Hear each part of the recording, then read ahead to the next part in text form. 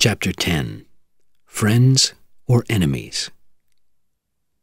She opened the door to him, and her large brown eyes moved around his face, afraid but questioning. She knew not the answer, but that there was an answer. "You were right," he whispered. "I'm not Cain, because there is no Cain. He was invented to trap Carlos. I'm that invention. Delta, a man from Medusa, agreed to become a lie called Cain." "But why?" "There was a reason, but Danjou didn't know." Bourne told her everything that had happened, and what Danjou had said. As he spoke, he could see the happiness in her eyes. "Jason," she cried, "it's everything we felt." "Not quite," he said. "I'm Jason to you, Bourne to me, because I know no other name, but it's not mine. They say I killed him in a place called Tam Quan." "I'm sure there was a reason, and it's years ago. Now, you must reach the men at Treadstone, because they're trying to find you." Danjou said that they think I'm not working for them now. What can I say to them? Will they believe that I lost my memory? "Contact Washburn. He'll have records of your illness." "He's a drunk with $1 million to spend. Even if he talks to them, how can the men at Treadstone be sure?" But Bourne had no choice. He called the American embassy, identified himself as Delta, and asked them to contact Treadstone. 5 hours later, he had followed instructions to call every hour, but to stay away from the embassy, and he was becoming confused. "They want me, but they're afraid of me," he said to Marie. "It doesn't make sense. When I'm inside the embassy gates, they'll control me. Instead, they don't want to touch me, but they don't want to lose me either. Let's get out of here." When he called again from another part of town, Bourne was told that a Treadstone officer had arrived from the U.S. and would meet him at a graveyard, the Cimetière de Noblesse, south of Paris. Bourne ended the call and stared at the phone. Another door was opening in his mind. He could see a gentle hill and white crosses. It was a place for the dead, but also for conversations. He saw a face and then remembered a name: David Abbott, the man who was responsible for Medusa and for Cain. He shook his head. "They've chosen a graveyard," he told Marie. "I've been there before, so I know the Treadstone man's real. If I don't come back, call Villiers. He's the only person we can trust." He decided to take the Renault, which had been parked in an underground car park for some time now. As he walked in, he noticed a man drop down behind a car. The man didn't reappear. Who was he? How had Bourne been found? Of course, Carlos had found the receptionist who had lent them his car. Bourne quickly lowered himself between two cars and moved on his hands and knees to a position behind the man. The man stood up slowly and looked around, confused. Then, realizing that there was a trap, he ran.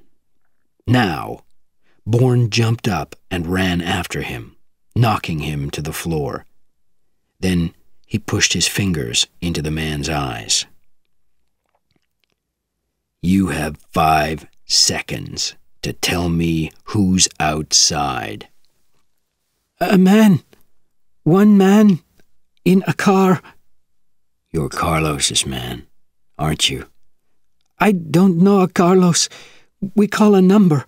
I already called it." Bourne pushed him to the Renault and into the driver's seat. The man drove him outside to the other car. Bourne pointed his gun at the second man and ordered him into the Renault too.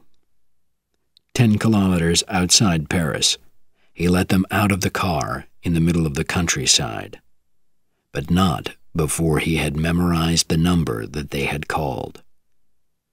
Darkness came, and he was walking through the graves. Where inside this wide, fenced area would he be? Where did he expect Bourne to be?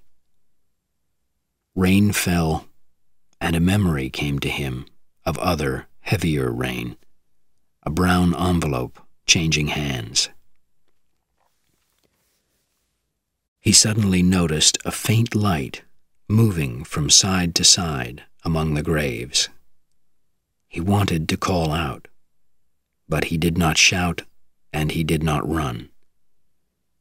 There was something strange about the movement of the light.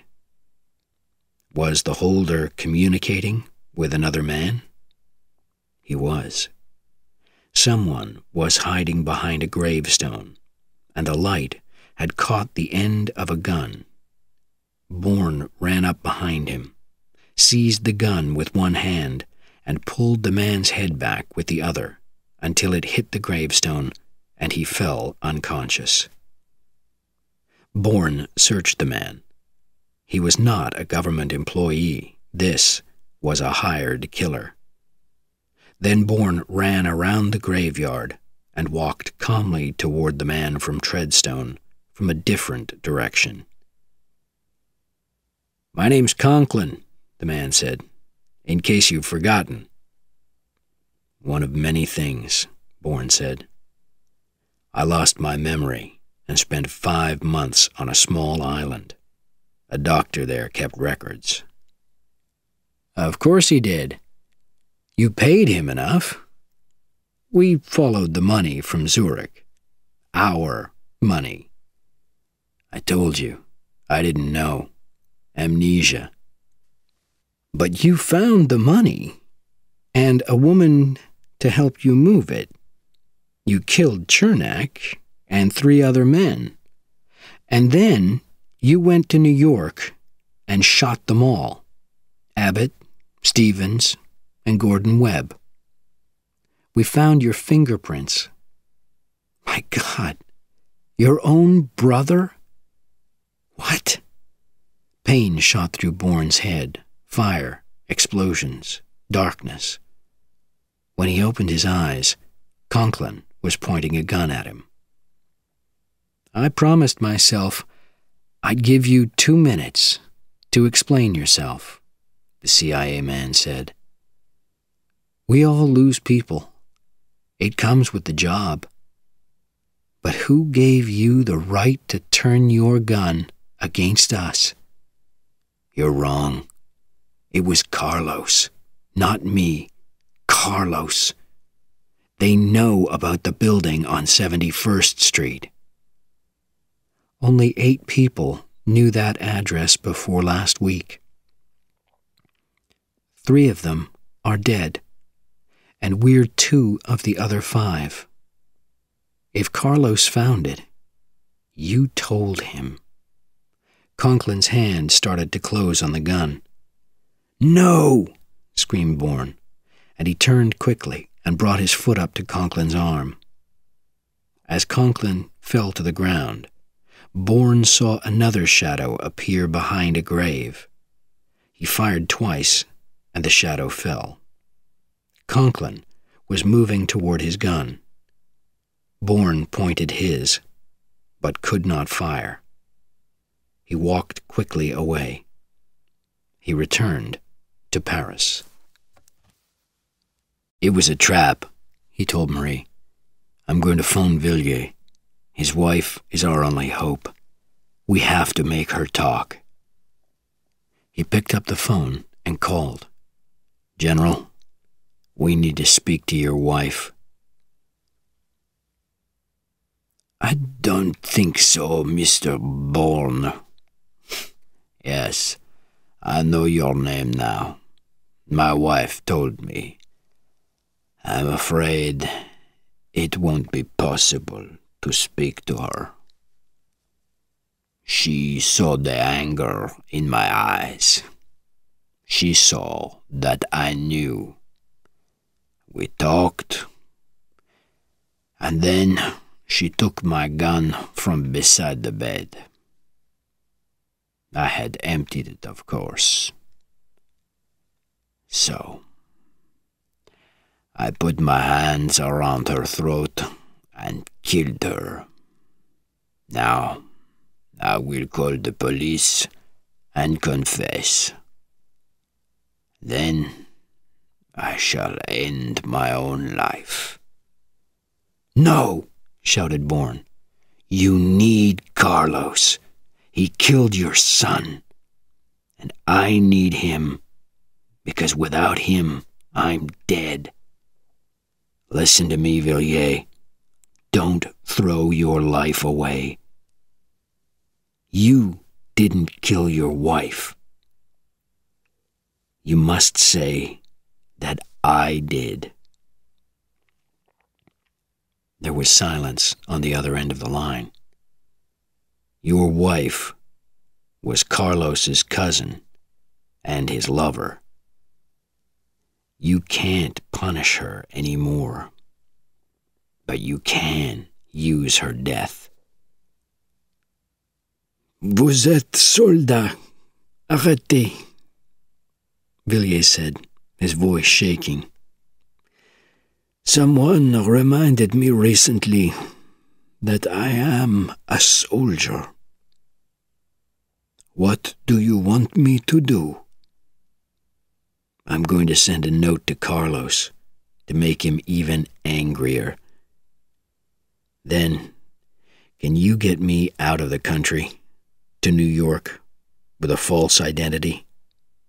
I have a passport in the name of George Washburn. On the plane, I'll write down everything that's happened, that I know. I'll send it to you, and you can make the decisions if I don't return. And please, protect Marie." "I will.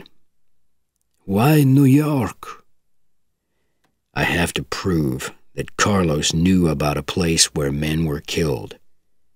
He'll think I've killed his lover, and he'll follow me to the end of the earth if necessary." The man and the invention were finally one. There was no other way. He had to get Carlos.